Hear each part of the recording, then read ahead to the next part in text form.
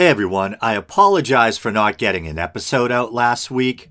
Here's what happened. I basically recorded a 2.5 hour long unscripted response to what was about a 5-minute clip from a Jordan Peterson lecture. So as you might imagine, the editing involved has proven to be quite a daunting task.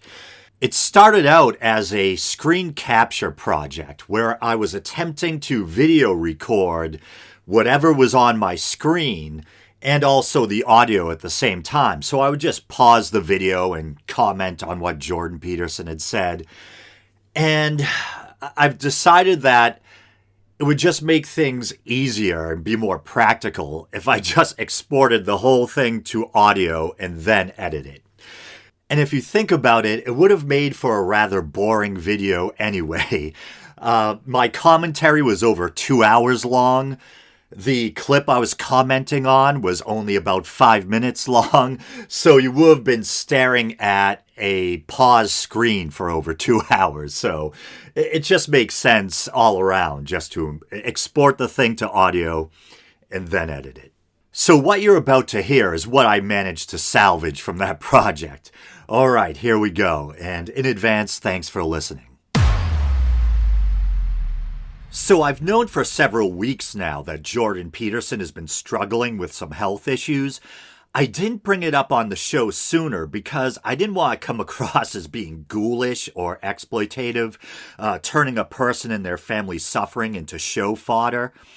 But then I recently noticed that The Amazing Atheist had published a new Jordan Peterson video, and I assumed it would have something to do with, what he's going through medically, but it was actually a reaction to a Jordan Peterson video I had never seen before. It's a clip from one of his lectures where he directly criticizes or takes on the atheist worldview of people like Richard Dawkins and Sam Harris, who he mentions by name. And as you might imagine, I kind of took issue with some of what Jordan Peterson had to say about atheism. I thought TJ and his brother did a really good job of refuting Peterson's claims, but I still couldn't refuse the temptation to chime in myself, hence today's episode. And since I kind of already cryptically touched on Peterson's health issues in passing, I guess I might as well fill you in. Apparently he's been in Russia being treated for benzodiazepine addiction, and there's been some medical complications. But I think last I heard he's actually been doing better, so just on a human level, I think that's really good. I'm glad to hear that for both him and his family. But anyway, okay, let's do this. I'll start playing the clip here, and I'll respond as we go.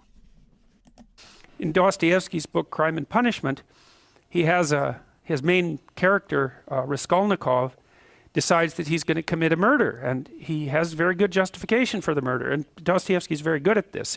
He puts his characters into very, very difficult moral situations and gives them full justification for pursuing the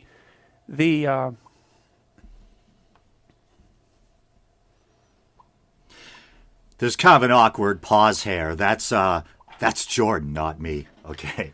for pursuing the pathway that they're pursuing. And so Raskolnikov, he's broke and starving. He wants to go to law school. His sister's about to prostitute herself, roughly speaking, by marrying a guy that hates her, that she hates, and he has contempt for her, at least acts in that manner. He's trying to rescue his mother as well, who's also in dire financial straits.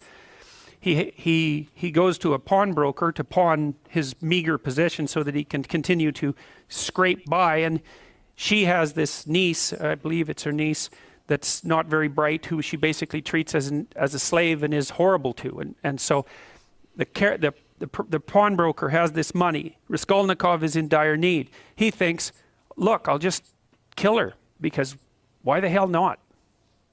I'll take her money. She's not doing any good with it anyways. I'll free her niece, who's just lurking as a slave. She's got all these other people tangled up in her pawnbroker schemes. All that'll happen is the world will be a better place. And the only thing that's holding me back is conventional moral cowardice.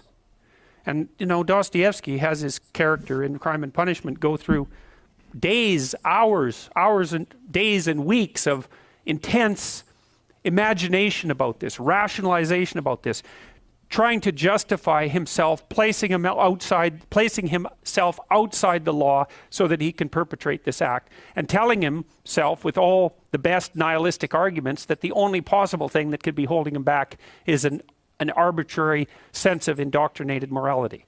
And so Dostoevsky explores that. He does commit the murder, and then of course all hell breaks loose because things don't necessarily turn out the way that you want. He gets away with it, however. Well, he gets away with it technically because no one knows he did it. But he doesn't get away with it in relationship to his own conscience. And so the rest of the book explores that. Well, Dostoevsky, I believe it was in Crime and Punishment, although he makes the same point in many of his books, he makes a very fundamental point. And this is the kind of point that I think that people who haven't investigated these matters down this particular literary and philosophical pathway never grapple with. Dostoevsky said straightforwardly, if there's no God, so if there's no higher value, let's say, if there's no transcendent value, then you can do whatever you want. And that's the question that he's investigating. And you see, this is why I have such frustration, say, with people like Sam Harris, the sort of radical atheists, because they seem to think that once human beings abandon their grounding in the transcendent, that the plausible way forward is with a kind of purist rationality that automatically attributes to other people equivalent value. It's like, I just don't understand that. They believe that that's the rational pathway. What the hell is irrational about me getting exactly what I want from every one of you whenever I want it at every possible second? And so you can kind of see where Jordan Peterson's going with this. He's kind of backing up this idea of Dostoevsky's that without God, all things are permissible. Without some kind of belief in a higher power, it's like the linchpin is pulled out and, you know, all of human morality, this whole construct collapses and people are free to do whatever the heck they want. You know what I mean? And I have a couple of issues with this. On the one hand, as a skeptic, a non-believer, someone who really values empirical data, factual truth, I think, you know, let's say that it just seems to be the case, which I do think it seems to be the case, that there's not a lot of evidence for a higher power, or especially a specific higher power, you know, a man-made concept of God like we find in all these man-made religions. You know, and technically I'm an agnostic atheist, you know, belief claim versus a knowledge claim. I don't claim to know for certain whether or not there is a higher power, an afterlife. But belief-wise, I strongly doubt these things. And once again, I strongly doubt the validity of man-made concepts of God, the Yahweh of the Judeo-Christian tradition, all the other, you know, man-made concepts of God out there. And if there isn't a God, it's kind of like tough shit. There isn't. I don't think we should cling to or promote the idea of a higher power, even though we doubt one, just because we think that the concept of God is needed to keep everyone in their place and from slitting each other's throats, you know? And as I've mentioned on the show before, I think that morality is at least partially rooted in biology, in evolutionary science. I think by nature, we're a social species, and I don't like the sugarcoat thing. So as I always say, I think that we're a mixed bag. In part, yeah, we are kind of wired for things like altruism, compassion, group solidarity, group cooperation. But yeah, we're also wired for things like tribalism and violence. And we can see this when we look at animals like, you know, our closest animal relative, the chimpanzee, or also the bonobos. And the bonobos are significantly more peaceful and gentle than the chimpanzee. And we know about the dark side of chimp nature, that they will sometimes form into roving bands and attack and kill male members of other chimpanzee groups. They will sometimes supplement their diets with meat by, you know, hunting down monkeys and basically rending them apart alive and consuming them. So chimpanzees can be very violent. And for demonstration purposes, I think chimps are a great kind of analog, because like us, they can be horrifically violent and brutal and tribalistic, but they can also be very caring, very nurturing, compassionate and altruistic, at least within their group, you know what I mean? But also, just once again, I don't want to sugarcoat things, even within their group, even in an in-group dynamic, they can sometimes resort to things like infanticide and cannibalism, but so can humans for that matter, you know what I mean? So I think, at least in part, our moral sense, our moral capacity is rooted, wired into us evolutionarily. And then, yes, we also kind of reinforce that with cultural norms, etc., which I think we should. I think that's the way we should operate. We should take that natural capacity for altruism and compassion and really magnify it and shore it up culturally. You know what I mean? So I think Peterson's argument would be that, yeah, that's what religion does. It helps to shore that sense of compassion and altruism up culturally. But I think people like myself, and not to put myself on the same level as people like Richard Dawkins and Sam Harris, I don't have the degree of education that they have. But I think that Harris and Dawkins would agree that you don't need religion or superstitious belief and in the quote-unquote transcendent or a higher power to shore up that moral sense, that you can be secular. And there's a lot of secular humanists out there. And I think there's a lot of non-believers out there who are very principled people and who, at least in part, dropped religion because of their moral principles. And so I think this applies in a couple of different ways. I think in one sense, the first sense, that I think non-believers, myself included, find it kind of ethically or morally distasteful, intellectually dishonest to pretend you believe in something, a higher power in this case, when you really don't, just because you think it's necessary to kind of, bond society together. And if it was necessary, then yeah, I could see the argument.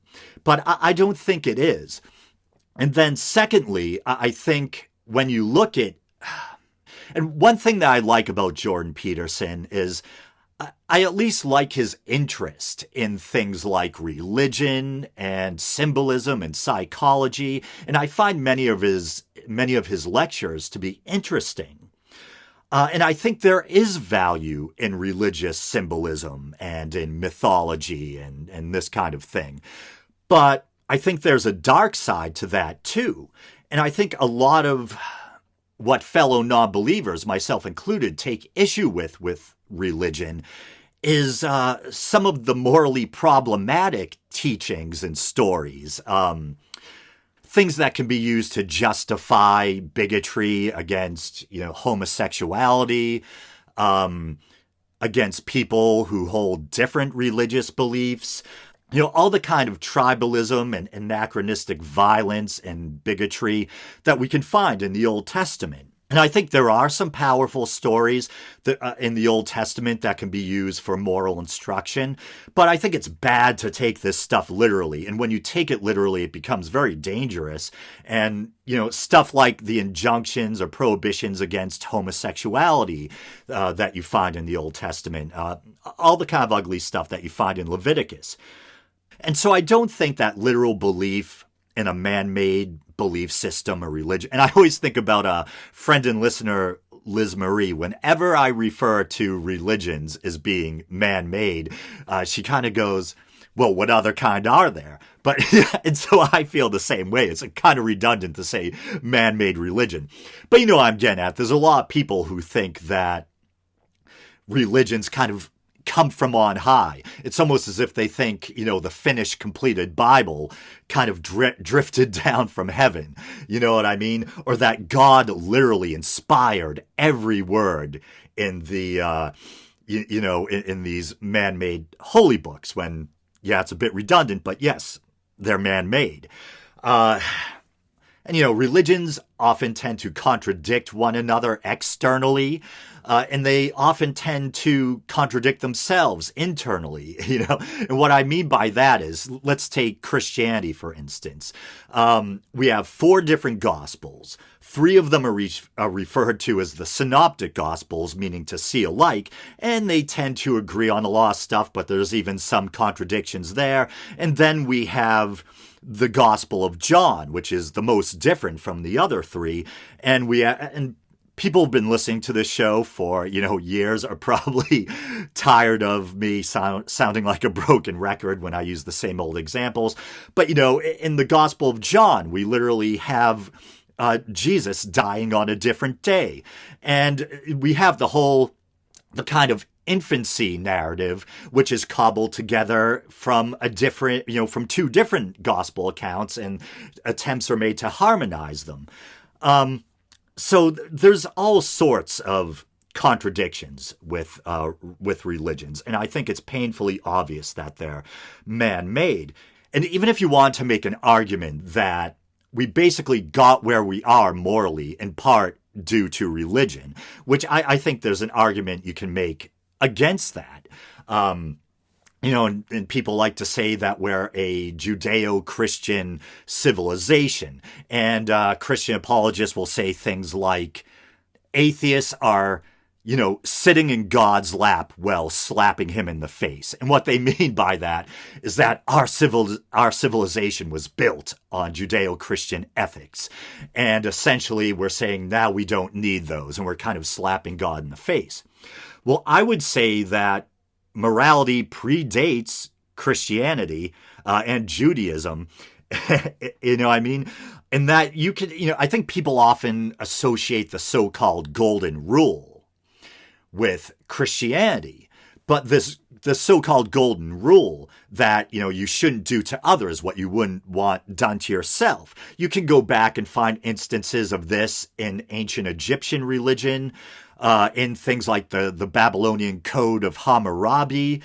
And even if you read the works of some of the Greek philosophers, the Roman Stoics and such, you can see there's a strong sense of morality in that Judeo-Christianity doesn't have a sole monopoly on ethics and morality, and that even in the early church, a lot was drawn from by early Christian thinkers from Greek and Roman philosophy and things like that. I believe especially Platonism as well as Aristotelian philosophy, if I remember correctly. And it's funny, there's this weird little thing that I always do in my head to kind of remind myself of the chronology of the major Greek philosophers. I'll say Socrates taught Plato, Plato taught Aristotle, and Aristotle was the tutor of Alexander the Great. I used to be really kind of taken with Alexander the Great. I remember reading, I believe, Arrian's Campaigns of Alexander. And I believe there's actually been some debate over whether or not Socrates was an actual historical figure. I remember Hitchens talking about that sometimes during debates. And when some Christian apologist would try to trap him, he'd basically say, well, it doesn't matter to me whether or not he was real.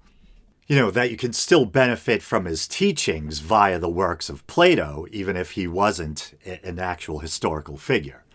And that would come up when people would be discussing the historicity of Jesus. But where the heck was I? Oh, okay. And sometimes people even say that, our legal system is built on Judeo-Christian civilization or whatever. And I think I've said this before on the show. That might partly be true, but even our legal system, a lot of that was inspired by Anglo-Saxon law, which I believe was borrowed from Viking law, basically. The Vikings had this thing, called a thing. They had this whole system. People think of the Vikings as just being these bloodthirsty marauders. And to their enemies, they probably certainly seem that way. And I think even within their own in-group, within their own culture, we would probably view some of their actions as being, or, traditions as being barbaric. But the Vikings also had a pretty solid legal system, and you couldn't just go around killing people within your own group willy-nilly. There were trials for murder, and you had to prove that there was some justification for taking another person's life. So I think a lot of our legal system comes via the Anglo-Saxon tradition, which comes via Viking tradition. And then, even much of our political system is based on the political systems of ancient Greece and Rome. The ancient Roman Senate, Greek notions of democracy, that kind of thing. And I think, even when you look back to the founding fathers, these were men who were products of the Enlightenment to some degree, but also, many of them, people who owned slaves, So yeah, the founding fathers were a bit of a mixed bag. And as an American, when I look back to the founding fathers, I think it's a source of shame and embarrassment that they were men who owned other human beings as chattel or property. But on the other hand, I'm really proud of the founding fathers in the sense that they were products of the Enlightenment. And many of them were deists at best, where if they did even believe in a god, they believed in a kind of hands-off God, a God who kind of kick-started, this clockwork universe and then backed off, wasn't an interventionist God, you know what I mean? Which is probably in that day as close as you were going to get to atheism, I think. Although I think Thomas Paine, I believe, was an atheist. But men like Jefferson, Thomas Jefferson, I believe, was a deist. He famously had the Jefferson Bible, where he literally with a razor, cut out all the superstitious bits, the miracles, etc., from the New Testament, and you were basically left with, the wise teachings of Jesus. Oh yeah, for a minute I'm like, how the hell did I get onto the founding fathers and deism? But I was talking about how the Judeo-Christian tradition doesn't have a monopoly on morality or ethics, and that a lot of this stuff can be traced back to the classical world, and that even the early Christians borrowed from the classical world. And in fairness to Peterson, I don't think he's saying here explicitly that the Judeo-Christian model is the only way to go, you know what I mean? But I think we see what he's getting at. He's saying that Western civilization is built kind of on a religious foundation. And when you throw that out, everything collapses. So it's a kind of fear-mongering, basically saying that we need some kind of belief in a higher power or everything's just gonna go to hell. And so I think Peterson kind of tries to paint people like Dawkins and Harris as being somehow naive, that they think we can move beyond God and still be good and moral. But he seems to imply that, it's almost, I think he engages in a kind of fear-mongering, that if you get rid of God, that the whole foundation goes and the whole house of cards collapses. And I don't think that's true. I mean, once again, I value trying to be as intellectually honest as possible and not sugarcoating things when I shouldn't. So I think it is true in a way that once you let go of literal belief in a God or a higher power, and I can speak to this because, I was raised Roman Catholic and I went through, to borrow a religious phrase, what I call, a dark night of the soul, where the most horrific and terrifying thing to me was the idea that there may not be a God or an afterlife, an immortal soul or whatever.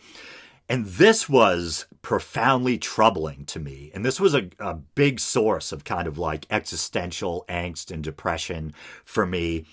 And I eventually got over it. You know what I mean? And I think the human mind is very resilient in that sense, as the human body can be very resilient. And I was eventually able to reach a place where I saw that even though it was hard to imagine when I was in that state, that state of kind of nihilistic despair, that you can reach a kind of place where even without literal belief in a higher power, even without a certain promise of an afterlife, that you could still find meaning in this life, in this world, and that morality is there, whether you believe in God or not. You know, unless you're a sociopath or a psychopath or something, morality is still there. It's just a question of where does it come from, right? And I think partly, like I said before, I think it comes from just being social animals. But I get their thinking that in a way, when you get rid of God, you can make an argument that it's like teetering over the abyss, over this chasm, you know what I mean? This nihilistic chasm. But that being said, you don't need God to be a good person. And like I said, I think many people, many non-believers out there are non-believers because they're moral and principled people. They're people who think that we should want to seek the actual truth and not just pacify ourselves with fables and what seem to be obviously man-made belief systems, i.e. religions. And there are people who find certain religious teachings or concepts to be morally off-putting or offensive, like the idea of putting someone to death because of adultery, or because that they're gay, or because they believe in the wrong God, or because they dare to pick up sticks on the Sabbath, or whatever, you know? So, from the point of view of a non-believer, it's kind of a scary proposition to think, you know, given some of the intolerance and barbarism you can find in these texts, that people would allow their morality to be informed by these anachronistic man-made belief systems. And like I said, I think sometimes there can be positive biblical stories or stories from other religions that you can turn to for a kind of moral instruction. I was going to use the story of the woman taken in adultery, for example. You know, the story where the crowd is going to stone this woman for being an adulteress, and Jesus puts a stop to it and says, "Let you who be without sin cast the first stone." And even then, you know, that is thought to be a later interpolation, which blew my mind when I first learned it. You know, learned that wasn't always a part of the Bible. That was something added on by later editors or whatever, a later interpolation as it's called. So yeah, we can look at certain religious stories or even mythology. What are mythologies but basically dead religions, you know? And we can find inspirational stories and symbolism. But I don't like this kind of what I called fear-mongering that Jordan Peterson seems to engage in, where they're like, uh-oh, no, you better not. Everything's going to go to hell if you get rid of, you know, God, belief in God or whatever. And then he's slippery when you try to nail him down on what he means by belief in God. Are you speaking figuratively? Are you speaking literally? And he's kind of sneaky with that. And he said in his own word, I'm paraphrasing, but he's basically said he doesn't like being asked point blank what he means by God, because he thinks it's people trying to, you know, trap him or pigeonhole him. In a way, I'd say rightfully so. Yeah, I think there's nothing wrong with trying to back someone into a corner during an intellectual debate or an honest conversation and asking or saying, what do you mean by God? You know, do you mean God symbolically, figuratively, or do you mean literally that you believe in a personal God, some kind of higher power that consciously designed all this, brought all this into being, might be, you know, one and the same as a certain, what I would call man-made concept of God, Yahweh, Jehovah, whatever, you know, because there's a big difference between using the word God loosely in some vague or metaphorical sense and using the word God to mean a literal, personal creator God, some kind of supernatural entity. You know, I think, in fairness to Peterson, I think he has kind of clarified in some cases what he kind of means by God, that God is kind of the collection of our highest ideals or something like that, you know what I mean? But that's quite different than literal belief in a personal creator God who doesn't want you picking up sticks on, on the Sabbath or something like that.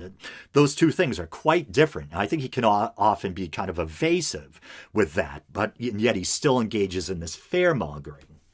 But let's see what else he says. Why is that irrational? And how possibly... Oh, yeah. Okay, great. He just jogged my memory. So he was saying, what the hell is irrational about me trying to get whatever I want, whenever I want, from other people? What the hell is irrational about that? And I would say that if you want to be a member of a civilized society where your own personal interests are secured, then it is irrational to go out in the street and just try to get whatever you want from whoever at any time. If right now you exit your house and go into your neighbor's house and try to beat them up and take their wallet or whatever you see that you like in their house, you know what I mean? Or you try to forcibly have sex with their wife or husband or whatever, you know what I mean? That's not going to go too good with you. Most likely you're going to end up in jail. If you don't like the way, if you think someone's giving you the stink eye, so you pick up a metal, pipe in the middle of the street and bash their head in, things aren't going to go too good for you. So having certain laws or prohibitions in place helps to protect both your own interests and the interests of your neighbor. Having a kind of social contract that, all right, I won't bash in your door and bludgeon you and take your money or whatever, and in return, you won't do that to me. You know what I mean? That golden rule, treating people as you'd like to be treated yourself. I think it's the kind of cornerstone in general, of these kind of social contracts that we have in place. And I don't think you need literal belief in a God to maintain that kind of social contract. And we can look at places in the world where most people are at best Christian nominally, like if we look at England or the UK, or if we look at parts of Scandinavia. And some of those countries have begun to kind of let go of literal belief in religion, have better social safety nets and take better care of their citizens than we do. Here where we're supposed to be, here where we're kind of this country steeped in religion, you know what I mean? And in some ways, we're more dog eat dog than these more secular countries. And often people like Jordan Peterson will kind of, and I think in a sense rightfully so, kind of fearmonger about the dangers of communism or whatever, and they like to paint communist societies as the big flaw, the fatal flaw of communism is lack of belief in God. Whereas I think other people like Dawkins, etc., have pointed out, the people killed in communist dictatorships, those people weren't being killed in the name of atheism.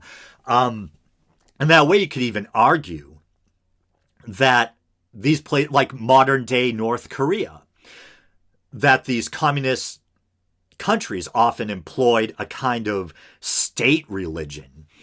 We can see that with North Korea, where the dear leader is almost, practically deified, down to absurd claims like Kim Jong-il didn't defecate, that he got a strike his first time bowling, that he could drive at the age of 3, or always took a perfect golf swing or something like that, And I think similar claims are now, made about his son, Kim Jong-un. And I think it was similar with communist dictators like Joseph Stalin, probably not to that absurd degree. But what you basically had was a kind of cult of personality, a kind of state religion. And you probably could make something of an argument that, maybe that state religion is filling a void left by, actual religion, actual belief in God.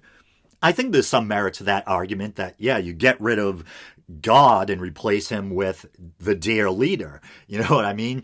And you end up with this strong man who kind of has complete control, this kind of tyrannical control over, an entire nation or whatever.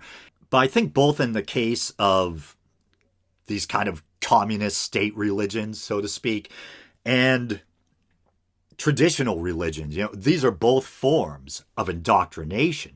And I think you do always have to be wary, on the lookout for anything that could allow the rise of a strongman or a dictator. And I think in a way, not to try, not to try and make every episode political by bringing up Trump, but I think part of why, I think part of what people find scary about Trump is the kind of blind allegiance people seem to have to him. You have this kind of megalomaniacal figure, probably not the most ethical or the most intelligent of human beings, and yet this really passionate, blind allegiance to the guy. And I think when you look at that, you almost get a glimpse of what it must look like to witness the rise of a tyrant or whatever. And me personally, my view on communism, and actually I don't find political science to be all that interesting. And I don't really know all that much about the history of communism, etc. But I tend to like the idea of basically a hybrid type of society or system that we have at the moment, where we have aspects of capitalism where people can start their own business, work hard, become successful, innovate, and at the same time, where we do have some kind of social safety net. And it's funny, remember when we see people with signs saying things like, get your government hands off of my Social Security or whatever it was, Medicare. And the irony being that things like Medicare and Social Security, which people really value, even, people on the right, even the pull yourself up by your own bootstraps crowd, really value. These are essentially examples of a socialist kind of system. And so we really do have a kind of hybrid system, which I think is good, where we have capitalism and you can be a self-made person, you can reach for, aim for the stars and become successful. But we also have a social safety net that makes sure that people don't slip through the cracks, And I would argue that we probably don't have a strong enough social safety net. Here we are in the 21st century and we still have people living in the streets, etc. Or, families who can't afford a $500 or $1,000 emergency or whatever. Or people who, who are bankrupted by a cancer diagnosis, or, someone has a medical emergency and they're taken to the hospital in an ambulance, and then they're suddenly, hit with a $2,000, $3,000 bill, whatever it is, for the ambulance ride.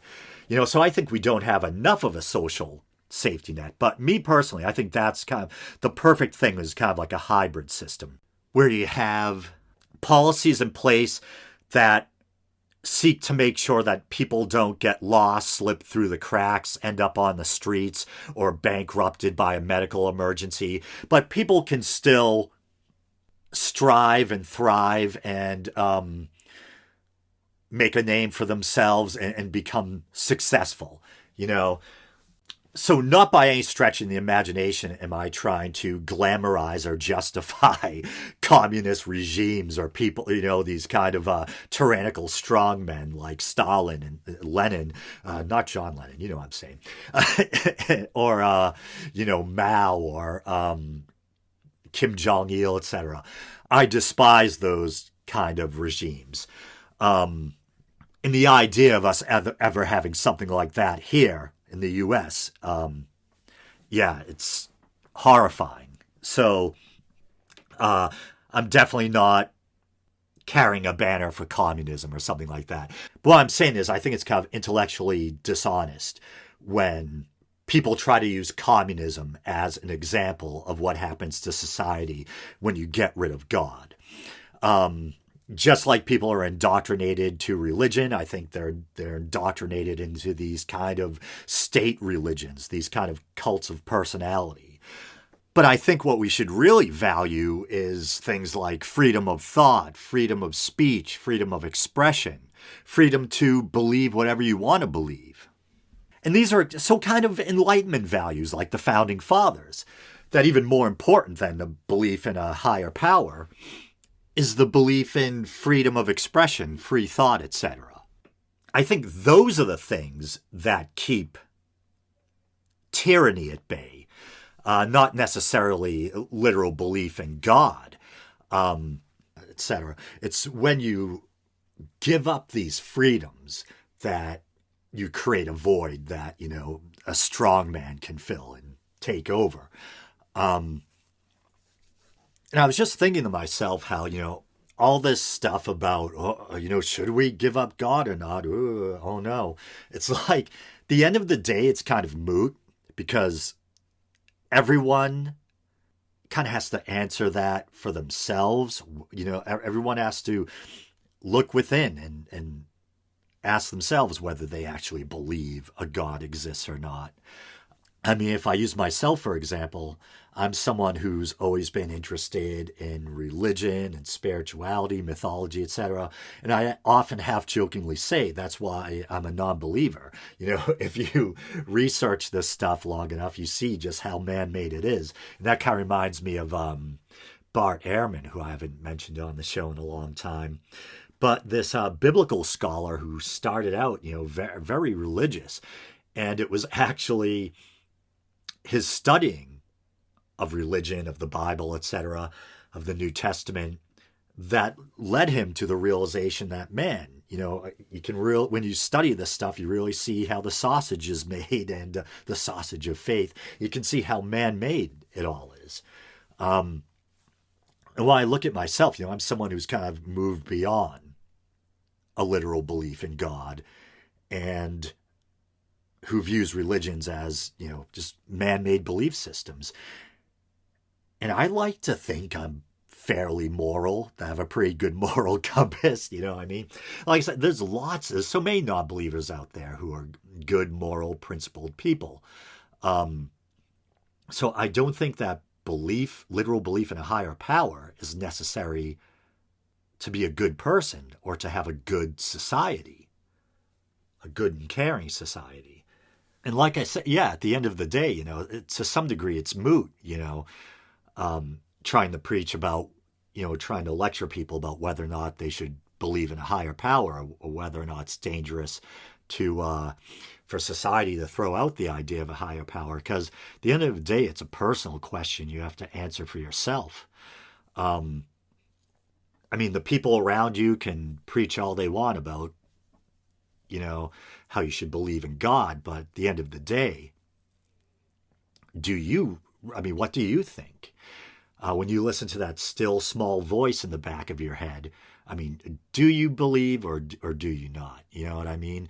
And I imagine it's quite common. There's a lot of people who are kind of culturally or nominally, religious, but they have their own doubts, and that's something all of us have to wrestle with on a personal level, whether or not we actually believe. Doesn't matter, how many Jordan Petersons we have warning us about the dangers of getting rid of God, or how many people like me you have, preaching about how you don't need God, a literal belief in God to be a good person, whatever. At the end of the day, it's, each one of us has to answer that question for ourselves.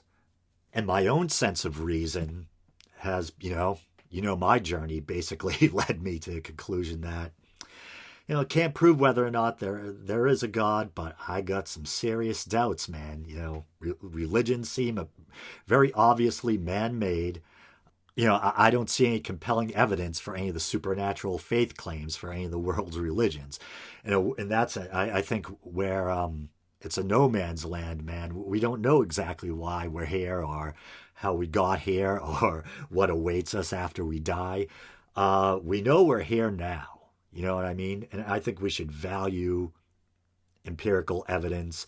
We should take our own existence seriously enough to want to know the actual truth rather than insisting on literal belief in some ancient stories because they make life more bearable in the face of our own mortality, you know? And believe me, I understand the temptation. And this takes us back to the subject of principles and integrity.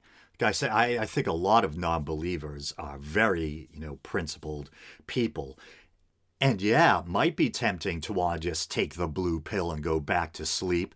And I can't believe I just used that Matrix analogy. I hate that whole red pill, blue pill thing. But anyway, yeah, it might be tempting to, want to lull yourself back to sleep or to do everything in your power to maintain your suspension of disbelief, But to me, there's something to be said for the integrity of wanting to know the actual truth. And I don't mean truth in the Jordan Peterson-esque sense. I mean truth as in factual, empirical truth. And not to sound redundant or like a broken record, but trying to search for the actual truth in the face of one's own mortality. I think, to me, that's principled. That's about the most principled and intellectually honest stance you can take. I don't know. Here I am. Some damn God die. Let's look at the evidence or lack thereof honestly and see where the facts or the truth lead. And once again, truth in the empirical sense. Let's see. I kind of lost my place. Is that irrational? And how possibly is that more irrational? Oh, yeah, that's where I went off on that long tangent. But once again, just to reiterate, the way he so confidently says that what's irrational about me wanting whatever I want, whenever I want it, and taking it from you. Well, like I was saying before, there's a lot about that that's irrational. If you want to be able to sleep at night without clutching a baseball bat or keeping one eye open, for invading marauders or whatever, it makes sense to have a social contract in place, like I said. All right, I won't bust down your door and take all your stuff if you don't bust down my door and take all my stuff. It's like in your own best interest and the best interest of your neighbor to have a kind of social contract like that in place. Maybe if you're Genghis Khan or is it Genghis? And maybe if you're some conqueror that was able to amass, a gigantic army, then you could say, what's irrational about me just, invading this place and taking whatever I want? But most of us, we're not Genghis Khan or Alexander the Great, and it makes sense to have a social contract in place where I won't mess with you if you don't mess with me. You got your property, I have my property. You know what I mean? Anyway. Than us cooperating so we can both have a good time of it. I don't understand that. Wait, let me hear that again, because he kind of makes my point. That more irrational second. Why is that irrational? That's the rational pathway? What the hell is irrational about me getting exactly what I want from every one of you whenever I want it at every possible second? Why is that irrational? And how possibly is that more irrational than us cooperating so we can both have a good time of it? So he kind of makes my point there. Like he's saying that cooperating so we can both have a good time of it. He's saying like that's not any more rational than the take what I want when I want it type of thing. But inherently, of course, it's more rational to cooperate so we can both have some kind of quality of life where we don't have to worry about, our neighbor ransacking our house in the middle of the night. Obviously, that's more rational. And like I talked about our morality probably being at least in part, evolutionary, or its roots being evolutionary. And yeah, I mean, you look at, nature is red in tooth and claw, but there's also lots of examples of animals practicing group cooperation, examples of animal altruism. Is as barbaric and brutal as chimpanzees can be. For the most part, if you look at chimps, they have a little hierarchy. With bonobos, I believe they actually have a matriarchy. But, there is like a power hierarchy or whatever. But generally speaking, they live in these little groups where they respect one another's and we're talking about chimpanzees. They respect one another's boundaries. They groom one another. Maybe even share like child rearing responsibilities. When you look at a group of chimps, as violent as they can be in some instances, chimps aren't constantly trying to rip each other's faces off, and even with wolves, an animal like a wolf or wild canids or whatever. They're not constantly trying to tear each other's throats out. There's certain boundaries that are respected. There might be some snarling and posturing, the occasional fight or whatever. But even animals, and yes, technically we are animals, our wild animals are able to practice and maintain a kind of group cooperation. I don't understand that. Of course you don't. I mean, it's as if the psychopathic tendency is irrational. There's nothing irrational about it. It's like psychopathy is, to me, it's inherently irrational. When you look at psychopaths, we're looking whether they're serial killers or whatever, and sometimes, there's that argument, well, it's not an argument, I think it's basically, it's factually known that, not every psychopath is a murderer or serial killer. Often people who lack that kind of empathy that most of us have, most of them aren't killers, but sometimes they're drawn to things like Wall Street and these kind of occupations where you can go kind of far if you have a mentality that, like, I'm going to screw the little guy and I'm going to accrue all the wealth or whatever, But even then, often people are held accountable, whether it's like Enron or whatever, And when people ultimately realize how much you're fleecing or taking advantage of other people, they're not going to think too kindly of you. In the case of like a psychopath, like some drifter who goes around killing people or whatever, eventually they're going to end up dead or in jail. They basically have to live life, rightfully so, like, on the outside, on the fringes of society, because they're breaking that social contract. pure naked self-interest. How is that irrational? I don't understand that. And so once again, I'm reminded of kind of animal social structures or whatever. Like you're saying, what's irrational about pure selfish self-interest or whatever? And yeah, to some degree, we all have that, where we have our own needs that need to be met, as far as, roof over our heads, enough money to make sure we can, we can maintain some kind of subsistence or whatever. And so, of course, everyone has needs and desires, but if you overstep your bounds and just try to take what you want when you want it, social contract or laws be damned, it's not in your neighbor's best interest. It's not in your best interest either, because most likely you're going to end up, dead or in jail or something. And once again, even, I hate saying even animals, because we're animals and I'm an animal lover, but I'm trying to say is like even groups of wild animals, are able to exhibit group cooperation or behave as if they have some measure of a social contract, It's like even, if you look out your window in the morning and see a bunch of birds in your yard, they're not trying to actually kill kill one another in some kind of orgy of violence because they all want all the worms for themselves. They operate in a way, maybe once in a while, two birds might fight over the same worm or something, but generally they tolerate each other.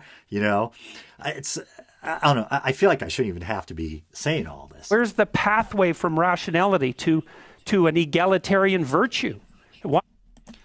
Duh. I mean, just like I've already said, an egalitarian system or ethic is in the best interest of both the individual and everyone else, So and you don't have to be a saint or an angel to realize that if I want my boundaries respected, it makes sense if I respect the next guy's boundaries too. You know what I mean? The social contract, once again. Maybe that's the drinking game phrase of the week. The hell not every man for himself and the devil take the hindmost. It's a perfectly coherent philosophy. It kind of scares me a little that he thinks that. I was going to say it's like those people who think that the only thing keeping us from slitting one another's throats is belief in superstitious belief in some higher power. But, that's kind of Jordan Peterson too. He's kind of saying that belief in the transcendent or a higher power is the glue that, keeps society together or whatever. But like I said, you can witness group solidarity, cooperation, altruism, even in the animal kingdom.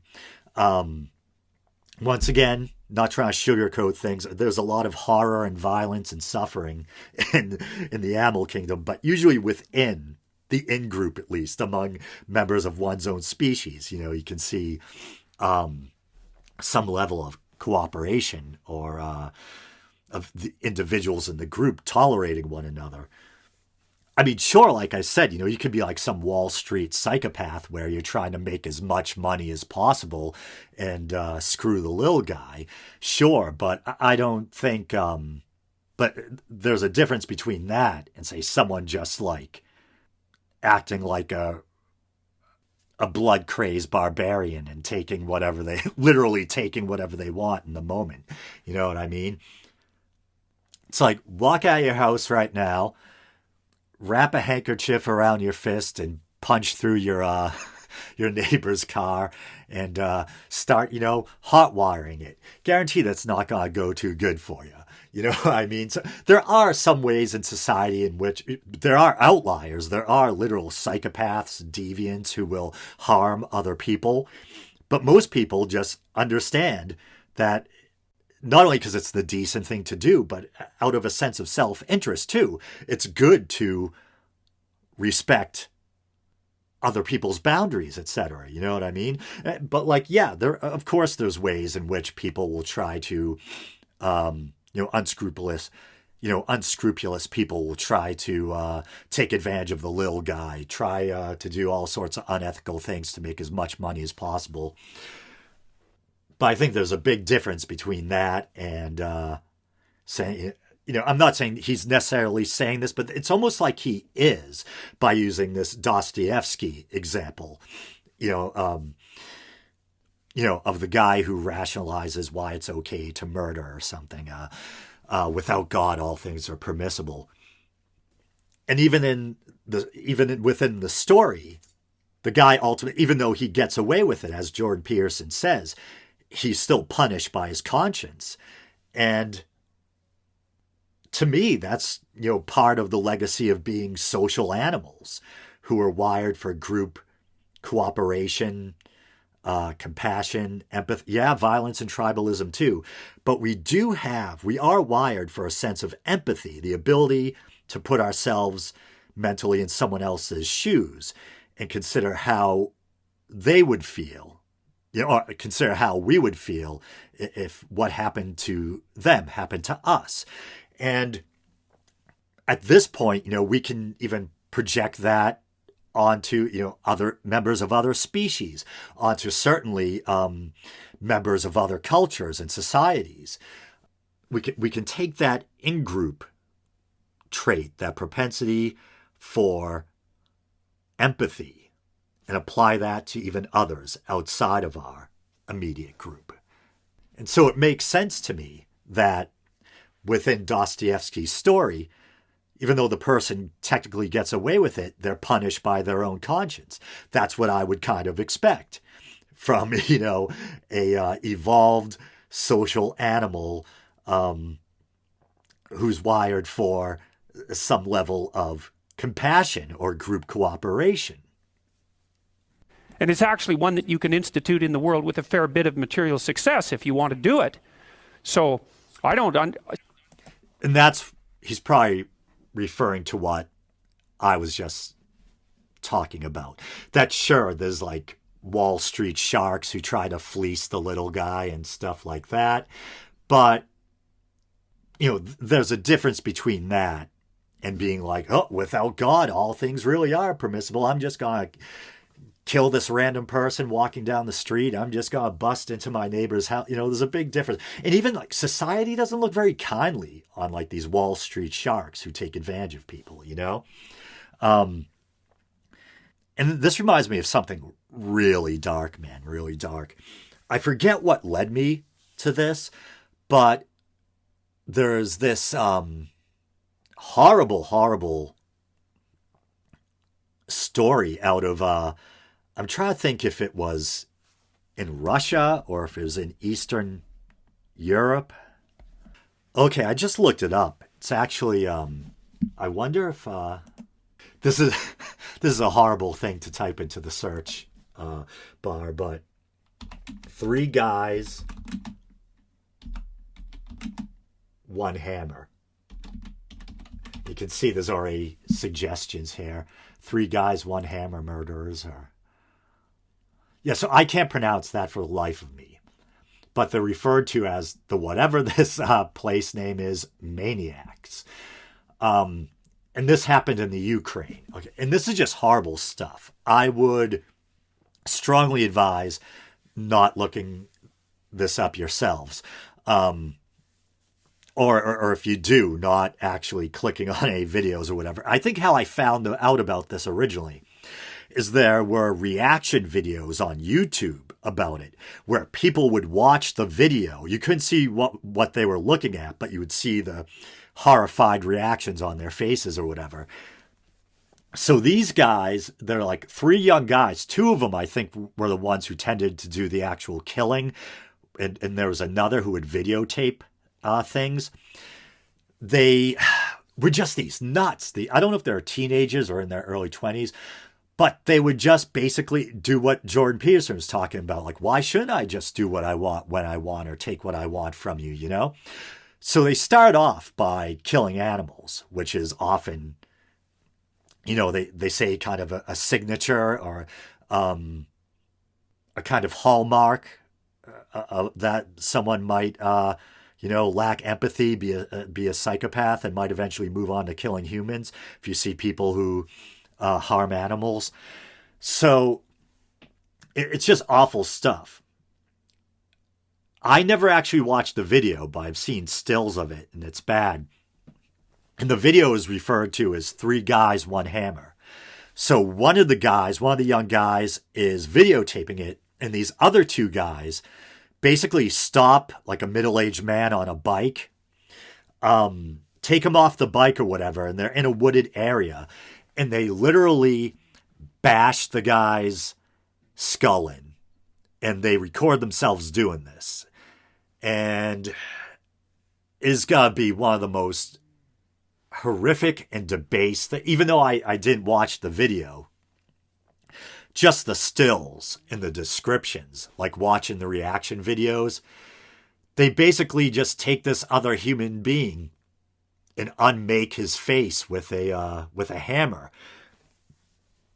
And they started out, they kind of built up to that, but I guess one day one of them happened to have a hammer, and they passed like a young woman on the street, and the guy one of them just spins around with the hammer and hits the woman on the head, and that became their MO.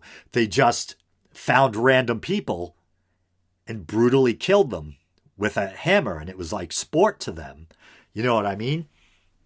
And I think gladly so, very fortunately so, this is aberrant in human society. Whether we're talking about some indigenous group in the Amazon or Papua New Guinea, or we're talking about, in the industrialized West. That it's very uncommon or rather uncommon, for someone to just go completely rogue and start killing innocent random people without provocation,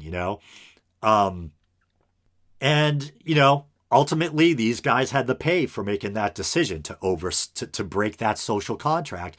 And I don't know how long they got sentenced for, but as far as I know, they're in jail. And this right here says life imprisonment. Yeah, life imprisonment for the two guys who actually did the killings. 9 years imprisonment for the camera guy. So it's like, it kind of reminds me of video games. Like, like a game like Red Dead Redemption or like Skyrim. These open world video games where, I remember I used to do this with Red Dead. I used to do it with Skyrim too.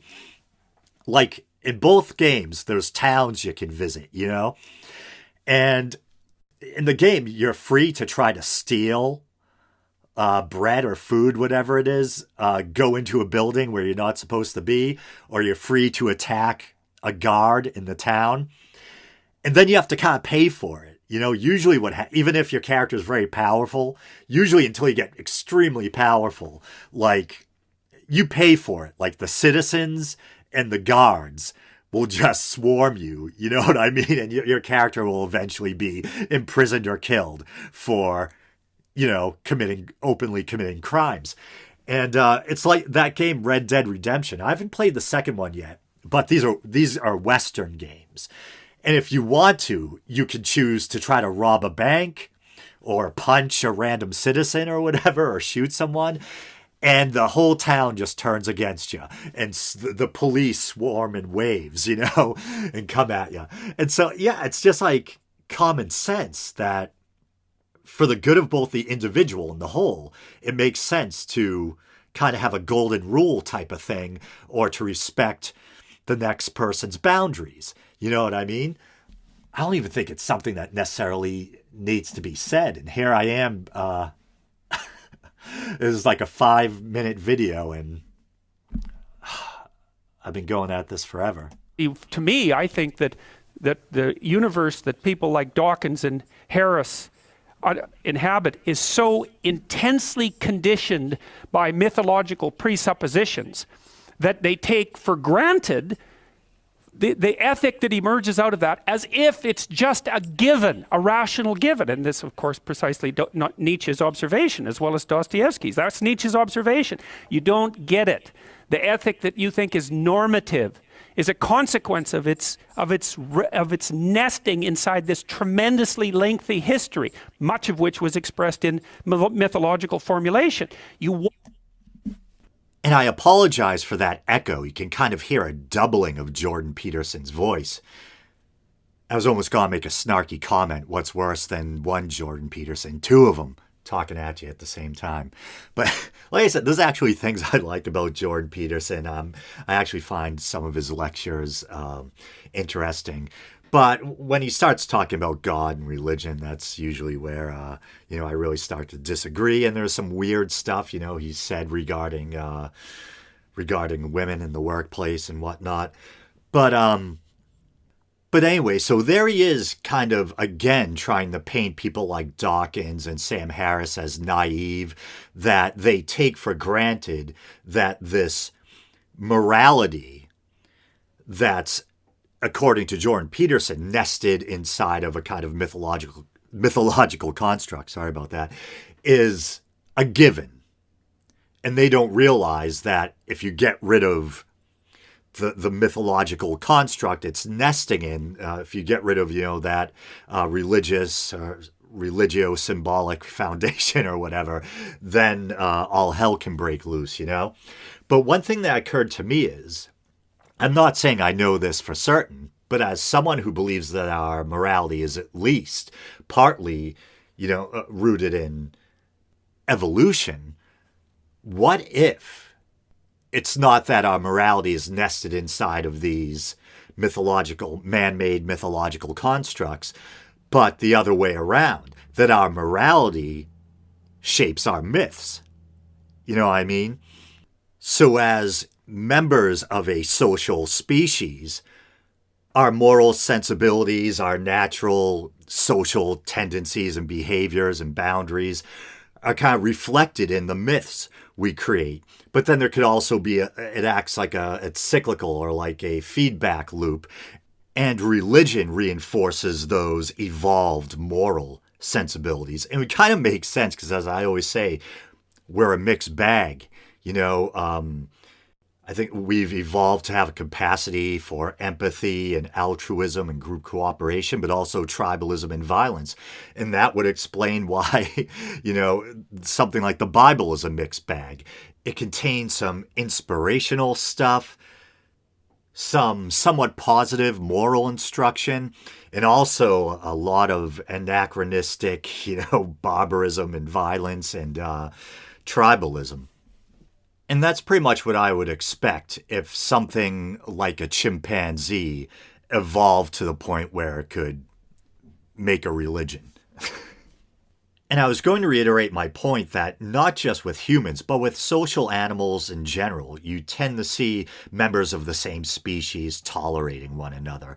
There may be fights or challenges over mates, but let's not pretend we're much better. Who hasn't seen two guys fighting over a girl at a house party or something?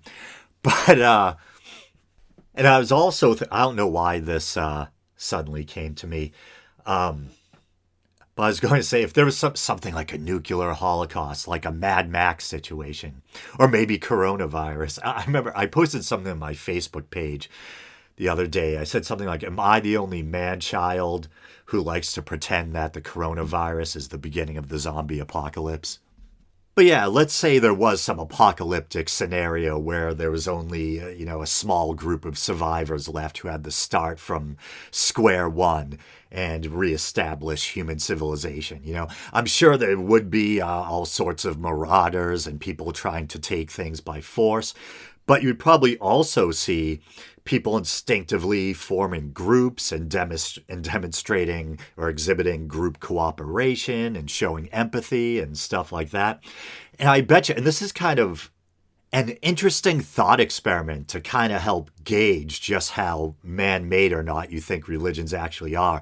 Because when I picture, a scenario where all of our civilization, all our knowledge of the past is lost and we have to start all over again from square one, I bet you we would invent religions again, new religions.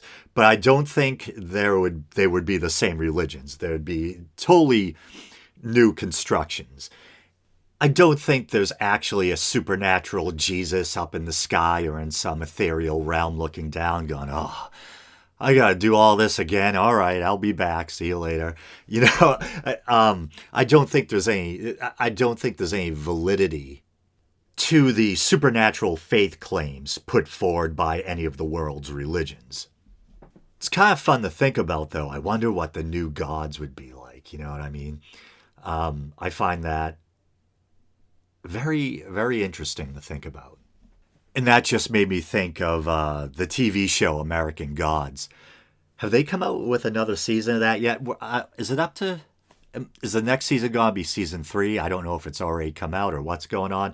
I really dug the first 2 seasons, though. I remember, even though, I'm an atheist, agnostic atheist, so I think gods are all made up anyway. Within the story, I found something unsettling about the proposition that the gods weren't real. They are just, there are inventions, but they're kind of like thought forms. So they become real and they take on a sense of reality. It's like fascinating but unsettling at the same time.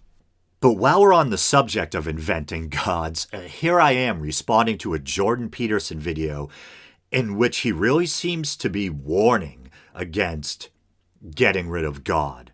And in a way, I think it might be another one of those junctures where I'm tempted to say, in a way, the whole argument's moot. Because even if we wanted to jettison the idea of God from our culture or from the collective consciousness, I think that, human beings are really kind of wired with a sense of agency or with a strong tendency to attribute agency. And I think it kind of goes back to that old false positive versus a false negative thing. We're pattern-seeking animals. And I think Michael Shermer used to use this example a lot. Imagine you're a little hominid on the savannah, and you hear rustling in a nearby bush. Maybe it's just the wind, but if you assume that there's something dangerous in there, and it was just the wind, you don't lose anything. That's a false positive. You're still safe or whatever. But if you assume that it was just the wind, but there was really a venomous snake in there, that could be life-threatening, and that would be a false negative, assuming that there's nothing there when there actually was. And so it could be an evolutionary adaptation that we tend to attribute agency where there isn't any, And I've joked about this on the show before, that even me, someone who's a skeptic, who identifies technically as an agnostic atheist, even I sometimes catch myself kind of superstitiously attributing agency or appealing to some kind of, agent or something. And the example I usually use is, there's been times when I've been on the highway and suddenly you feel some turbulence. You think there might be something wrong with your car. And all of a sudden you feel you find yourself kind of appealing to something like, oh, please let me get home safe in one piece or something. You know what I mean? And when you're safe and you're able to think rationally about it, once you're in the clear, you're like, what the hell was I talking to? You know what I mean? I don't believe in God. And it's interesting. I forget which Richard Dawkins book it was, but there's a chapter where he talks about this kind of poem meant for children called Binker. And he talks about how the imaginary friend experience or phenomenon might be an example of this tendency to attribute agency where there isn't any, or this feeling that you might sometimes get like there's another presence, around besides your own consciousness or something. Yeah, that's why I thought it was in the God delusion. And he actually reads from some of it in the book.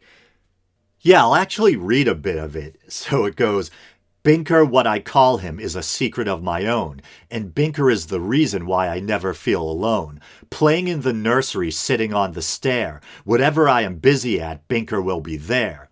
Oh, Daddy is clever, he's a clever sort of man, and Mummy is the best since the world began, and Nanny is Nanny, and I call her Nan, but they can't see Binker. And then I'll go down a bit, and it says, Binker's brave as lions when we're running in the park. Binker's brave as tigers when we're lying in the dark. Binker's brave as elephants. He never cries. Except like other people when the soap gets in his eyes. It goes on like that. And it's kind of, it's amusing and cutesy, but it's also kind of unsettling and a little creepy at the same time. Because it almost makes me think of that experience of almost feeling like there's another presence around, you know what I mean? That attributing of agency. But with that being said, I feel like I've been at this forever. I'm going to call it quits for now. As always, thanks everyone for listening. You guys know the drill. You can like the Facebook page. You can follow me on Twitter, even though I'm not really that active on Twitter. You can check out the YouTube channel. Maybe you're doing that now. And if you want to help the show out monetarily, help out what I do here, you can support the show for as little as 99 cents a month by going to patreon.com/theweekindoubt. All right, brothers and sisters, until next time.